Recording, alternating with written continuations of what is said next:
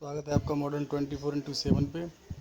दोस्तों, आज हम बीएड प्रथम वर्ष BD 104 पाठ्यक्रम में भाषा का इकाई 5 कक्ष प्रवचन के ऑब्जेक्टिव टाइप क्वेश्चन को देखेंगे। दोस्तों, सारे सब्जेक्ट की प्लेलिस्ट बनी हुई है, दोस्तों जाकर आप देख सकते हैं। चैनल को लाइक कीजिए, कमेंट कीजिए, शेयर कीजिए, सब्सक्राइब कीजिए। दोस्तों, मौखिक भाषा की विशेषता है तो बोधगम्य भाषा का प्रयोग, स्पष्टता, सर्वमान्य भाषा का प्रयोग। तो इसमें उपरोक्त सभी राइट आंसर होगा। दोस्तों, मौखिक भाषा शिक्षण का उद्देश्य है छात्रों में स्वाभाविक रूप से शुद्ध, प्रभावपूर्ण एवं प्रभावोत्पादक ढंग से वार्तालाप करने की योग्यता विकसित करना, सरल एवं स्पष्ट भाषा में वार्तालाप करने की योग्यता विकसित करना, छात्रों में भाषा अध्ययन की योग्यता विकसित करना। तो उपरोक्त सभी राइट आंसर होगा। दोस्तों, उपरोक्त सभी होगा। दोस्तों, इसमें उपरोक्त सभी। मौखिक भाषा का सिद्धांत है स्वाभाविकता, स्पष्टता, शुद्धता एवं बोधगम्यता। उपरोक्त सभी राइट आंसर होगा। दोस्तों, मौखिक भाषा का महत्व है मौखिक भाषा सरल होती है, मौखिक भाषा बालक की आरंभिक भाषा है, मौखिक भाषा से ही विचारों की अभिव्यक्ति होती है। तो उपरोक्त सभी राइट आंसर। भाषा के किस रूप में उच्चारण का विशेष महत्व होता है? तो मौखिक रूप में। भाषा के अशुद्ध उच्चारण का कारण है क्षेत्रीय, भौगोलिक और शारीरिक विकास। उपरोक्त सभी कारण हैं भाषा के अशुद्ध उच्चारण के। अशुद्ध उच्चारण का कारण है उच्चारण के साधारण नियमों का ज्ञान न होना, उचित ध्वनि के उचित ज्ञान का अभाव और ध्वनि लोपन। ये सारे कारण हैं अशुद्ध उच्चारण के। अशुद्ध उच्चारण का प्रकार है स्वर भ्रांति, आकार इकार का भ्रम, अनुनासिक का आगम। उपरोक्त सभी राइट आंसर। मौखिक भाषा के विकास में आने वाली समस्या है तो संकोच, अशुद्ध उच्चारण, अस्पष्ट भाषा। उपरोक्त सभी राइट आंसर। मौखिक भाषा की समस्या का निराकरण है शुद्ध उच्चारण करने के लिए छात्रों को ध्वनियों के उच्चारण का स्थान व उसकी प्रकृति से परिचित कराना चाहिए। छात्रों की संकोची प्रवृत्ति को दूर करना चाहिए। कक्ष में छात्रों को शुद्ध, सशक्त, स्वाभाविक एवं स्पष्ट भाषा के प्रयोग का अभ्यास कराना चाहिए। उपरोक्त सभी राइट आंसर। मौखिक भाषा के विकास का साधन है भाषण, उचित भाषा की मौखिक अभिव्यक्ति, व्यवहार कुशलता। उपरोक्त सभी मौखिक भाषा के विकास के साधन हैं। छात्रों को मौखिक भाषा में कुशल बनाने के लिए साधन है चित्र पठन, कहानी कथन, अंत्याक्षरी। उपरोक्त सभी भाषा में मौखिक भाषा को कुशल बनाने के लिए साधन है। विचार विमर्श शिक्षण की विशेषता है परिचर्चा विधि से छात्रों के समूह को परस्पर अंतःक्रिया होती है। परिचर्चा में आने वाले कठिन विषयों पर परिचर्चा होती है और समूह में स्पष्ट निर्णय हो जाते हैं। परिचर्चा में छात्रों को एक ही प्रकार की समस्याओं का सामना करना पड़ता है। तो उपरोक्त सभी राइट आंसर होगा। विचार विमर्श का महत्व है अभिव्यक्ति कौशल का विकास, श्रवण कौशल का स्वाभाविक रूप से विकास और कथन में उचित धारा प्रभाव। उपरोक्त सभी राइट आंसर। विचार विमर्श में ध्यान रखना आवश्यक है परिचर्चा का विषय रोचक होना चाहिए। विचार विमर्श प्रारंभ करने से पूर्व कक्षा का एक सभापति नियुक्त करना चाहिए। प्रारंभ में शिक्षक को सभापति बनना चाहिए। तो उपरोक्त सभी राइट आंसर होगा। विचार विमर्श के दौरान सभापति बनने वाले अध्यापक में गुण होना चाहिए श्रम के प्रति निष्ठा, अच्छा अध्यापक बनने की क्षमता, अपने दायित्वों को वहन करने की योग्यता। उपरोक्त सभी राइट आंसर। कक्ष परिचर्चा विचार विमर्श का लाभ है छात्रों में अभिव्यक्ति का विकास होता है, शिक्षक एवं छात्रों में अच्छे संबंध विकसित होते हैं, छात्रों में आत्मविश्वास जागृत होता है। उपरोक्त सभी राइट आंसर। स्वानुभव पर आधारित विचार विमर्श की विधि है दृश्य वर्णन, यात्रा वर्णन, घटना वर्णन। उपरोक्त सभी राइट आंसर। प्रश्न ही शिक्षा संबंधी कार्यक्रम की कुंजी है यह कथन है पारकर का। प्रश्नोत्तर अध्ययन की तकनीकों में से एक है और इसे अध्यापन में सभी अध्यापक प्रयोग करें यह कथन है यूकम का। रिपब्लिक के लेखक हैं प्लेटो। सभी जानते होंगे दोस्त, प्लेटो जी रिपब्लिक के लेखक हैं। एक दोषी प्रश्नकर्ता एक दोषी अध्यापक होता है, वह एक अच्छा प्राध्यापक नहीं हो सकता। यह कथन है सालमोन का। प्रश्न पूछने की कला का महत्व स्वीकार किए बिना कोई भी शिक्षण विधि सफल नहीं हो सकती है। यह कथन है रूसो का। प्रश्न पूछने का उद्देश्य क्या होता है? छात्रों के पूरे ज्ञान एवं मनोदशा का पता लगाने के लिए, छात्रों के सहयोग से पाठ को विकसित करने के लिए, छात्रों में नवीन ग्रहण करने हेतु जिज्ञासा उत्पन्न करने के लिए। उपरोक्त सभी राइट आंसर होगा दोस्तों। प्रश्नों का प्रकार है प्रश्नवाचक प्रश्न, विकासात्मक प्रश्न और विचारात्मक प्रश्न। उपरोक्त सभी प्रश्नों के प्रकार हैं। प्रश्न होते हैं समस्यात्मक, तुलनात्मक और बोध एवं पुनरावृत्ति प्रश्न। पूर्व ज्ञान पर आधारित प्रस्तावना प्रश्न करते समय ध्यान में रखना आवश्यक है। प्रश्नों का संबंध एक ओर पूर्व ज्ञान से हो तो दूसरी ओर पढ़ाए जाने वाले पाठ्यक्रम से हो। पूर्व ज्ञान की सीमा केवल औपचारिक रूप से प्राप्त जानकारी अथवा ज्ञान तक ही सीमित न रखकर औपचारिक रूप से प्राप्त जानकारी से अधिक संबद्ध की जाए। पूर्व ज्ञान का संबंध ज्ञानेंद्रियों से मिलने वाली क्षेत्रीय जानकारी से होना चाहिए। तो उपरोक्त सभी राइट आंसर। स्मृत्यात्मक प्रश्न किसे कहते हैं? तो जिन प्रश्नों के उत्तर छात्र अपनी स्मृति के आधार पर देते हैं, जिन प्रश्नों का प्रयोग छात्रों के पूर्व ज्ञान का पता लगाने के लिए तथा छात्रों द्वारा पूर्व में सीखे गए ज्ञान की आवृत्ति करने के लिए किया जाता है। ये प्रश्न अक्सर कब, कैसा, कौन एवं किसने से प्रारंभ होते हैं। तो उपरोक्त सभी इसके राइट आंसर होंगे। विचारात्मक प्रश्न होते हैं जिन प्रश्नों का उत्तर देने के लिए छात्रों को कल्पना का सहारा लेना पड़ता है। ऐसे प्रश्न जिनका उत्तर देने के लिए छात्रों को विचार शक्ति का सहारा लेना पड़ता है। ऐसे प्रश्न जिनका उत्तर देने के लिए छात्रों को तर्क का सहारा लेना पड़ता है। तो उपरोक्त सभी विचारात्मक प्रश्न होते हैं। अच्छे प्रश्नों की विशेषता है उद्देश्य की प्राप्ति, विचार उत्तेजक प्रश्न और नुकीले प्रश्न। उपरोक्त सभी राइट आंसर। प्रश्नों का दोषपूर्ण रूप क्या है? प्रतिध्वन्यात्मक प्रश्न, सुझावात्मक प्रश्न, आलंकारिक प्रश्न। उपरोक्त सभी राइट आंसर होगा। छात्रों के प्रश्नों के प्रति अध्यापक का दृष्टिकोण होना चाहिए। अध्यापक द्वारा छात्रों को अधिक से अधिक प्रश्न पूछने के लिए प्रोत्साहित किया जाना चाहिए। इस बात पर ध्यान दिया जाना चाहिए कि प्रश्न विषय के अनुकूल तथा प्रसंग अनुकूल हों। शिक्षक द्वारा छात्रों को अनुशासन में रखना चाहिए तथा यह ध्यान रखना चाहिए कि कक्षा में बहुत से छात्र एक साथ प्रश्न न करने लग जाएं। तो उपरोक्त सभी राइट आंसर। प्रश्न करना एक क्रिया है द्विमुखी। छात्र के अशुद्ध उत्तर का कारण हो सकता है पाठ्य विषय की दोषपूर्ण व्याख्या, दोषपूर्ण भाषा में पूछे गए प्रश्न, बच्चों की पाठ के प्रति अरुचि। तो उपरोक्त सभी राइट आंसर। कक्ष में उपयुक्त वातावरण के लिए व्यवहार में लाना चाहिए।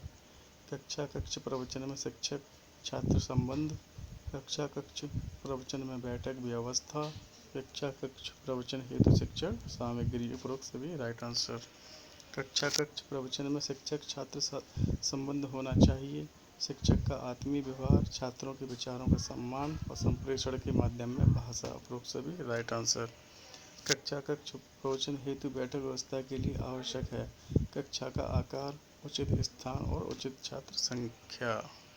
कक्ष प्रवचन हेतु शिक्षण अधिगम सामग्री, भाषाई शिक्षक को कक्षा में प्रयोग करना चाहिए। सदवाक्य, विद्वानों के चित्र, सरल एवं सार्थक शब्दों पर विचार।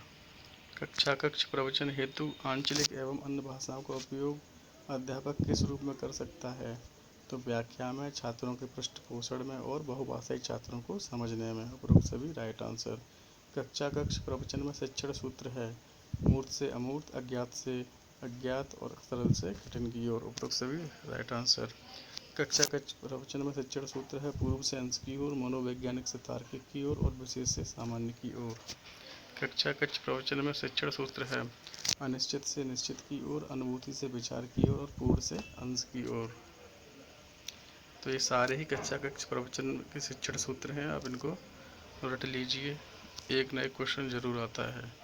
कक्ष प्रवचन हेतु अध्यापक का गुण है भाषा का संपूर्ण ज्ञान, भाषा शिक्षण विधियों का ज्ञान, प्रभावशाली वक्ता। तो उपरोक्त सभी राइट आंसर। कक्षा कक्ष प्रवचन हेतु शिक्षक का गुण है सुंदर लेख, सृजनशील व्यक्तित्व, मूल्यांकन विधियों का ज्ञान। उपरोक्त सभी राइट आंसर। कक्षा कक्ष प्रवचन के लिए अध्यापक की विशेषता है साहित्य का संपूर्ण ज्ञान, भाषा में पर्याप्त रुचि और शोध वृत्ति की भावना। तो उपरोक्त सभी राइट आंसर। दोस्तों जिसने जो भी मॉडल लिया है, संजय लिया है, अतुल लिया है या कुमार लिया है, किसी से भी तैयारी करो, बात एक ही है, थोड़ा बहुत डिफरेंट तो मिलेगा, हर मॉडल का पैटर्न थोड़ा थोड़ा चेंज मिलेगा आप लोग को।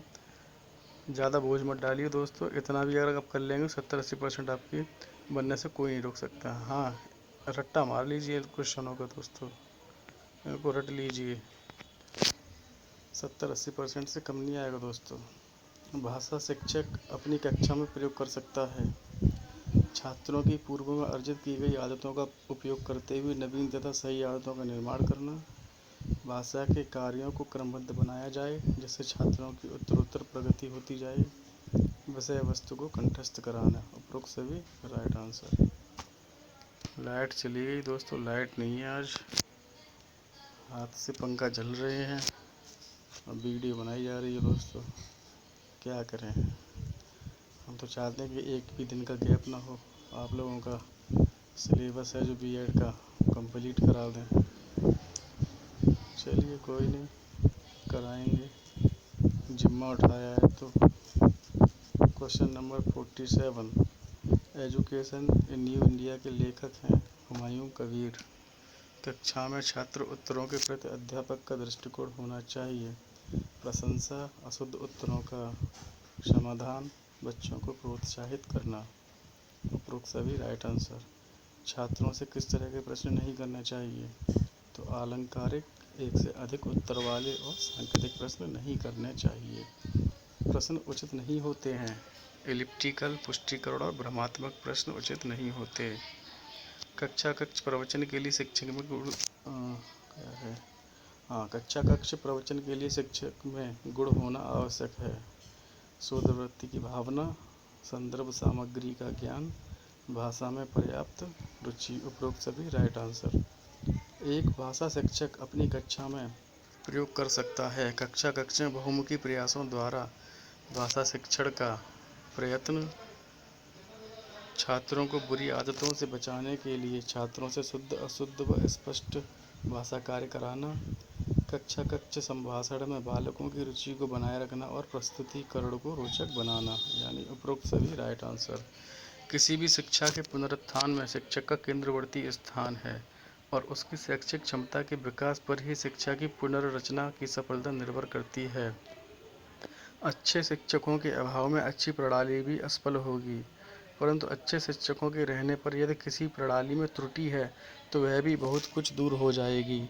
हमारी शिक्षा प्रणाली का सबसे बड़ा दोष यह है कि हम सबसे पहले भवन के बारे में सोचते हैं, फिर फर्नीचर के बारे में, उसके बाद पुस्तकालय और प्रयोगशाला के बारे में और अंत में शिक्षक के बारे में, अर्थात सबसे पहली बात को हम सबसे अंत में स्थान देते हैं। यह कथन है प्रोफेसर हुमायूं कबीर जी का।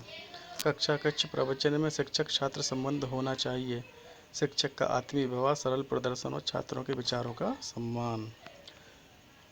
छात्रों के उत्तरों के प्रति अध्यापक को न्याय का दृष्टिकोण अपनाना चाहिए ताकि छात्र उत्तर देने में अपने आप को स्वतंत्र अनुभव करें। अध्यापक की आलोचना छात्रों को प्रोत्साहित करे। अध्यापक में सहानुभूति का अभाव असहनीय है। यह कथन है यूकम और सिम्पसन का। अशुद्ध उत्तर का कारण होता है स्मृति दोष, पाठ्य विषय का कठिन तथा दुर्बोध होना, बच्चों की पाठ के प्रति अरुचि। उपरोक्त सभी राइट आंसर।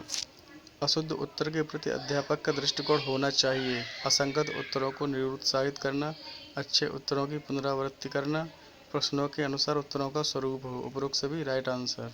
छात्रों के प्रश्नों के प्रति अध्यापक का दृष्टिकोण हो, प्रश्नों का अशुद्ध उत्तर न दें, सभी छात्रों के प्रश्नों को धैर्यपूर्वक सुनना, छात्रों को अधिकाधिक प्रश्न पूछने के लिए प्रोत्साहित करना। ऑप्शन द उपरोक्त सभी राइट आंसर। शिक्षक के उत्तर का महत्व है। उत्तर देने से छात्र के विचार व्यवस्थित होते हैं। प्रश्न के माध्यम से शिक्षक और छात्रों के मानसिक स्तर का ज्ञान होता है। छात्र तथा अध्यापक में घनिष्ठता विकसित होती है। उपरोक्त सभी राइट आंसर। प्रश्नों का दोषपूर्ण रूप है हाँ और नहीं रूप प्रश्न, भ्रमात्मक प्रश्न और सांकेतिक प्रश्न। उपरोक्त सभी राइट आंसर। प्रश्नों का दोषपूर्ण रूप है एक से अधिक उत्तर वाले प्रश्न, आलंकारिक प्रश्न और पुष्टिकरण प्रश्न। ये सारे प्रश्नों के दोषपूर्ण रूप हैं। प्रश्न पूछते समय ध्यान रखना आवश्यक है। प्रश्न पहले किया जाए, प्रश्न को दोहराना, सोचने का अवसर देना। उपरोक्त सभी राइट आंसर। प्रश्न सदैव पूछना चाहिए, प्रश्न की मुद्रा में, स्पष्ट वाक शैली में, विविधता को ध्यान में रखकर। उपरोक्त सभी राइट आंसर। प्रश्न वही पूछना चाहिए।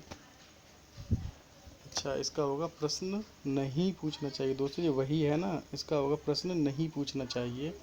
अस्पष्ट वाक्य शैली में, प्रश्नों की बौछार करते हुए, छात्रों के बौद्धिक स्तर को ध्यान में ना रखते हुए। बिल्कुल सही बात। उपरोक्त सभी राइट आंसर।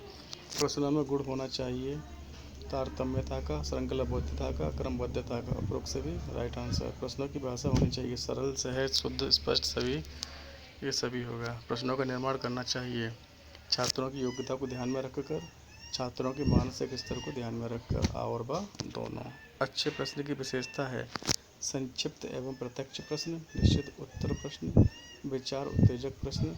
उपरोक्त सभी राइट आंसर।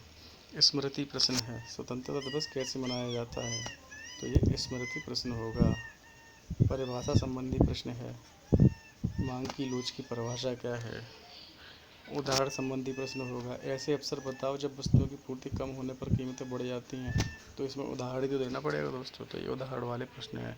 तुलनात्मक प्रश्न यानी किसी से तुलना करना, यानी कि आदर्शवाद और प्रकृतिवाद में क्या अंतर है, तो आदर्शवाद और प्रकृतिवाद में तुलना की जा रही है, इसलिए तुलनात्मक प्रश्न है। व्याख्यात्मक प्रश्न है, प्रजातंत्र का क्या अर्थ है, तो इसकी व्याख्या करनी पड़ेगी, प्रजातंत्र के बारे में बताना पड़ेगा, तो ये व्याख्यात्मक प्रश्न है। वस्तुनिष्ठ प्रश्न किसे कहते हैं, जिनमें उत्तर सूक्ष्म होते हैं और निश्चित होते हैं, प्रभाव दोनों। प्रश्नों का प्रकार होता है, निबंधात्मक प्रश्न भी होते हैं, लघुत्तरीय भी होते हैं, बहुविकल्पी भी होते हैं। बहुविकल्पी यानी वस्तुनिष्ठ प्रश्न। उपरोक्त सभी, जैसा कि हम लोग ये कर रहे हैं, ये वस्तुनिष्ठ प्रश्न है दोस्तों, इसे हम OMR बोलते हैं। स्मृत्यात्मक प्रश्न का उदाहरण है, पाकिस्तान ने भारत पर आक्रमण कब किया, स्वतंत्रता दिवस कब मनाया जाता है, पंडित नेहरू प्रधानमंत्री कब बने, तो ये सारे ही स्मृत्यात्मक प्रश्न के उदाहरण हैं। विचारात्मक प्रश्न हैं, चीन ने भारत पर आक्रमण क्यों किया, तो ये विचार करना पड़ेगा ना, क्यों किया। पाकिस्तान ने भारत पर आक्रमण क्यों किया, इसमें भी विचार करना पड़ेगा।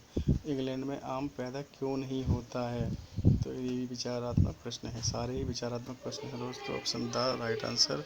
प्रश्नों का प्रकार है, पुनरावृत्ति प्रश्न होते हैं, बोध प्रश्न भी होते हैं और तुलनात्मक प्रश्न भी होते हैं, यानी तीनों ही तरीके के प्रश्न होते हैं।